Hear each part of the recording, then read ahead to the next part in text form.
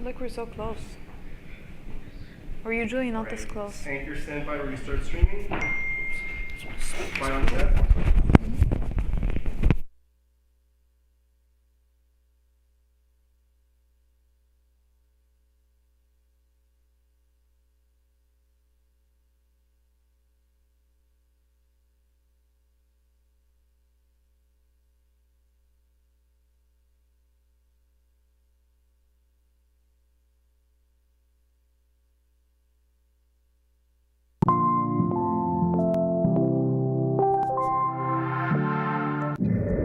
Donald Trump charged, This is legal voodoo.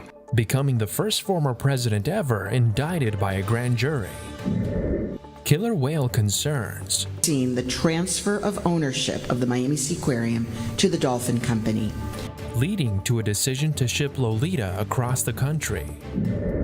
And a shoe executive flown in for a teen who was growing too fast for his local Foot Locker. It's pretty unusual. These stories and more coming up on Newsbreak. I'm Leanne Abutor-Bush. Today is Friday, March 31st, 2023. Live from the FIU Lee Kaplan School of Journalism and Media, this is SFMN Newsbreak. A grand jury has decided to level criminal charges against Donald Trump. History is in the making today as Donald Trump becomes the first former U.S. president to be facing criminal charges. The network James Praisler has more. A Manhattan grand jury handed down an indictment for Donald Trump yesterday, investigating his role in hush money payments made to Stormy Daniels, an adult film star, during his 2016 presidential election campaign, a claim Trump denies. Such payments are not illegal, and we still don't know the details of the charges brought on by Manhattan District Attorney Alvin Bragg, as the indictment will likely remain closed until Trump's arraignment, but experts think that the possible charges, like falsifying business records, won't stick. Statute of limitations problem. Speed was required. I mean, if they were misdemeanors, they died years ago under the New York statutes. You know, there's going to have to be some pretty significant legal arguments by the prosecutor as to why even a felony is still alive at this stage of the game. Trump responded to the news in a statement calling this a political prosecution and election interference at the highest level in history, and Governor Ron DeSantis followed suit, saying in a tweet that condemns the indictment that Florida will not assist in any extradition efforts. But a lawyer for Michael Cohen, Trump's former attorney, says prosecutors have a strong case. There are lots of facts, lots of documents, lots of evidence of multiple crimes. And before anyone guesses the strength or the weakness of this case, wait to see and read the indictment. I'm just predicting there will be a lot of people surprised at the level of evidence, at the detail of evidence, based on my experience. Trump is expected to appear in court on Tuesday. This is Jan Pricer with the South Florida Media Network. 3 men behind bars after allegedly assaulting rapper Tekashi 6ix9ine at a South Florida gym. It was last week in Miami Beach. 6ix9ine was attacked and hospitalized at an LA Fitness gym in South Beach area. He was treated for non-life-threatening injuries, and an attorney for the rapper, Lance Lazaro, told CNN that he was attacked in the gym sauna and had bruises and cuts all over his face. Plans are in place this morning to move Lolita, the killer whale from Miami Seaquarium, into a more natural habitat. As the network's Alexa Velez reports, activists have been working towards this outcome for years.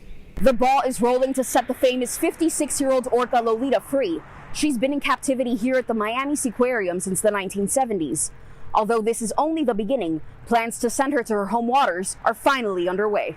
Lolita, also known as Tokite or Toki for short, has been living in captivity at the Miami Seaquarium for 53 years. Yesterday, a meeting was held at the Intercontinental Hotel in downtown Miami to discuss her future. Miami-Dade County has successfully overseen the transfer of ownership of the Miami Seaquarium to the Dolphin Company, who in partnership with the Friends of Toki have stewarded her medical care.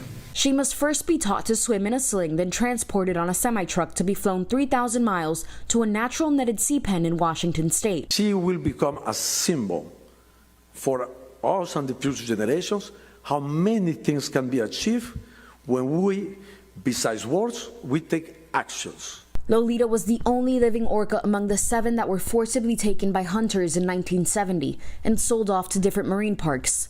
Since then, she has lived at the Miami Seaquarium in the world's smallest whale tank, which measures 80 by 35 feet wide and 20 feet deep. Before retiring just a year ago, Lolita used to perform twice a day, 7 days per week.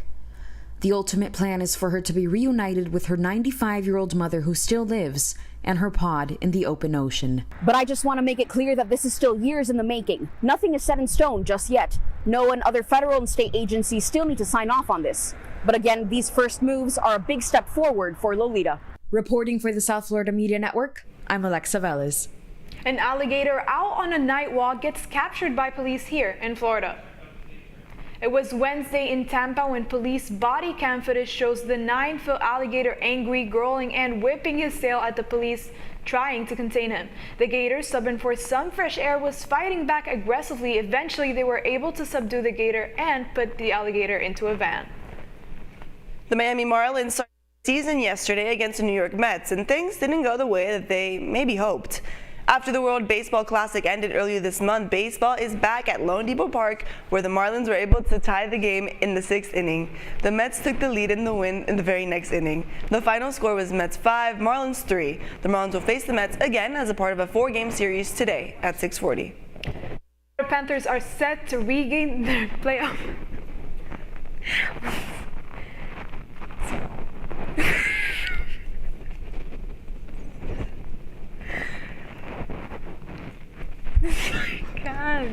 To being the Montreal Canadiens. With the win, with Panthers are still a point behind Pittsburgh after the Penguins won their game as well. The Cats are not letting this opportunity to get in the wild card slip away and hopefully close out the rest of the regular season with nothing but wins. The final score was Panthers 5, Canadiens 2. The Panthers now move on to play the Columbus Blue Jackets tomorrow at 7 p.m. After years of frustration, a teen's search for a shoe that fits him is over, even though he's just 14. Suburban Detroit teen Eric Kilburn is nearly 7 feet tall and needs a size 24 shoe. Reporter Jill Felton explains how a national footwear brand jumped in to help. Eric Kilburn already stands out on the football field. At 6'10", his height gives him an advantage, but it's the size of his feet holding him back. It's been hellish, just not having shoes that fit perfectly. It's just been constant pain. The 14-year-old can't find cleats, and his size 23 bright yellow sneakers, well, those are even too small. It's pretty unusual. Which is why this guy is here. Okay, so this is a last. We call this a last. Rob Kropp is the Senior Director for Product Development at Under Armour. I've been in this industry almost 30 years, and I have never seen anything bigger than a 22. Turns out Eric's shoe size is unique even to sneaker execs. I don't have Eric's exact size figured out yet. We need a couple more days to figure that out, but obviously he's going to be the largest shoe we've ever built. Kropp flew to Michigan to get a proper measurement of Eric's feet, which included a digital scan, because making a shoe big enough for this teenager is no easy task. We've got to build the machinery, or the tooling we call it, to make the shoes, and it's gonna take us probably about 6 to 8 weeks to get all that done. Eric's parents are overwhelmed. My hopelessness has been replaced with joy and relief, and that's a priceless feeling. From where we were 10 days ago to where we are now, it's truly nothing short of a miracle. I'm going to be able to play better on the field. I'm going to have shoes that I'm comfortable in, no blisters, no ingrown toenails, none of that stuff. That was Jill Felton reporting. The Under Armour Senior Director she talked to says that this is the first time he's personally worked with anyone on a shoe larger than a 20. Legends of tennis are in South Florida this weekend to play with a different kind of racket. That's still ahead, and so is this story. There was a boat passing by, and they started clapping. Newsbreak will be back in 2 minutes.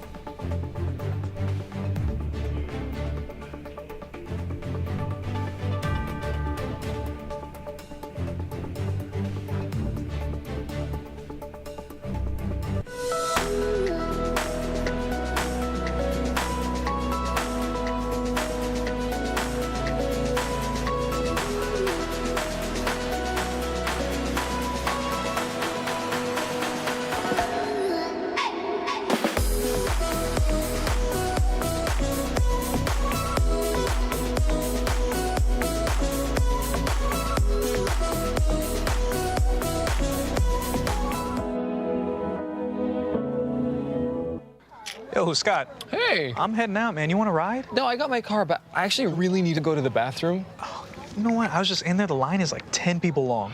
You know, I think I'll just...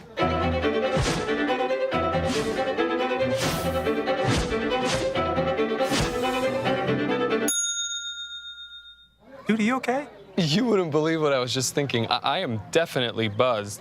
Yeah. I think I will take this, and I will take that ride home. Smart man. Did you see how the dog was looking at me? Radcliffe Art and Design Incubator is the velocity accompanying the fellow's rudder, as in a boat.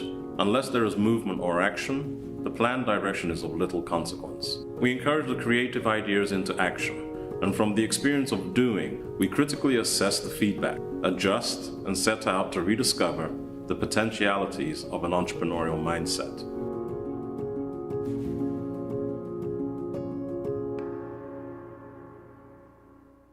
STEM is precise, no margin for error. Dare to forget that. Dare to have fun with it. Get weird with it. Dare to send those old STEM theories flying past the neighbor's house into outer space. Dare to program something internet-breaking, record-breaking. Dare to blow their minds. Dare to learn the difference between sedimentary and metamorphic rock. Go find those rocks. Dare to keep daring. Dare to STEM. Check out She Can STEM to get started.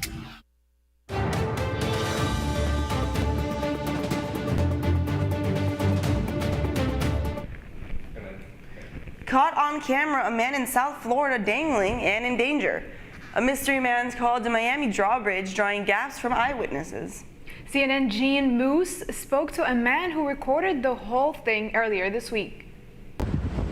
Climbing a drawbridge. Why don't I get that pronunciation thing when I get words? A mystery man clung to the metal grid as ships and boats passed by Miami's Brickell Bridge in the upright position. What the f*** is wrong with this dude?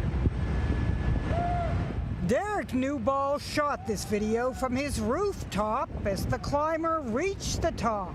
And I go like, this can't be real. It has to be insane. As he inched his way back down, some viewers freaked. I am having a panic attack watching this. My palms are literally sweating. There was a boat passing by and they started clapping. Police warn the hot Miami sun makes stunts like this even more dangerous by heating up the steel and concrete surface. When he was halfway down, the bridge began to come down and his arm went up in a fist pump. And when he started waving, it was as if he were conducting the horn section. When the bridge was level enough, the climber stood upright and ran. By the time police arrived, he was gone.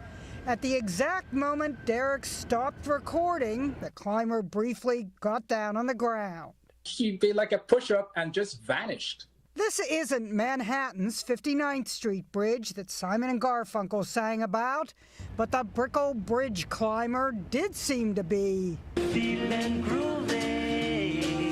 groovy enough to take a bow. Jeannie Moose, CNN.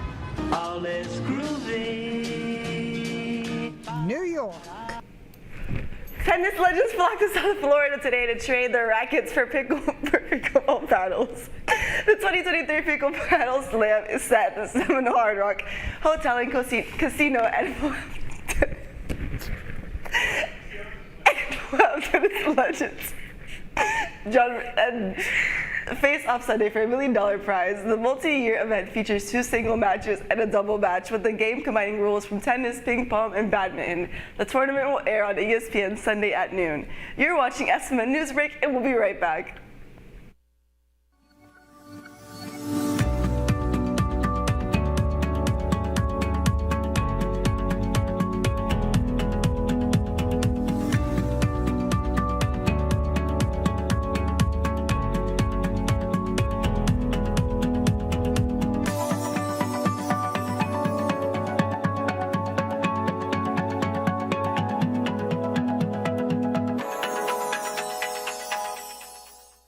See us dream.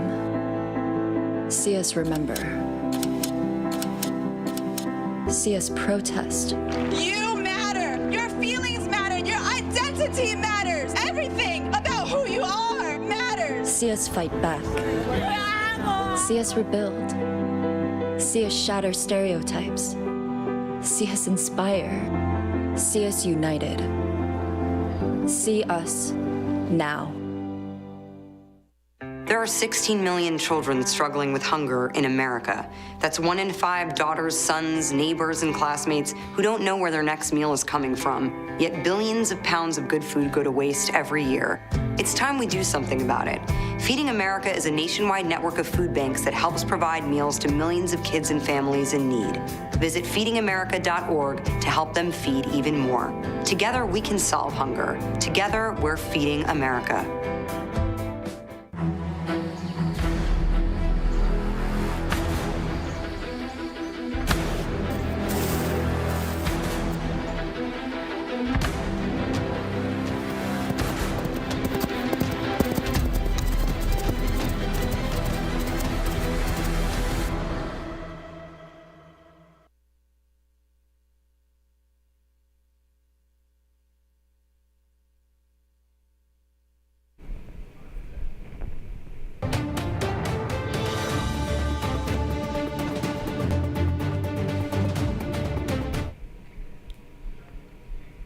That's all the time we have for Newsbreak. I'm Leanna Abu Tarbush. I'm Anna Keegan. More news anytime at s7.flu.edu.